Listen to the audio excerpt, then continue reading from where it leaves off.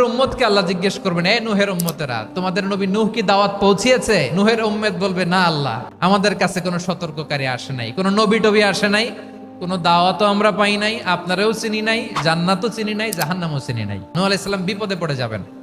তখন আল্লাহ বলবেন, নূহ তুমি বললা পৌঁছিয়েছো, তোমার উম্মত বলে কিছু পায় নাই। নূহ তোমার কি কোনো সাক্ষী আছে? নূহ আলাইহিস সালাম বলবেন, আছে। কে? উম্মতে মুহাম্মাদি। তখন আমরা বলবো, আল্লাহর নবী নূহ আলাইহিস সালাম তিনি আপনি যা যা বলেছেন ঠিক তা তার উম্মতের কাছে পৌঁছে দিয়েছে।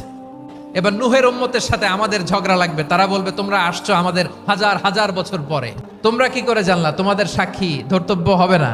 আমরা বলবো, আমাদের কোরআনে তোমাদের নবীর কথা আল্লাহ আমাদেরকে জানিয়েছেন, দিন রাত এক করে তোমাদের কাছে তিনি দাওয়াত পৌঁছেছেন, তোমরা কানের মধ্যে হাত দিয়ে রাখতা, চেহারাটা কাপড় দিয়ে ঢেকে রাখতা, আল্লাহর নবী নূহকে পিটিয়ে ছালা দিয়ে পেঁচিয়ে তোমরা পাহাড়ে রেখে আসতা, সব আমরা জানি।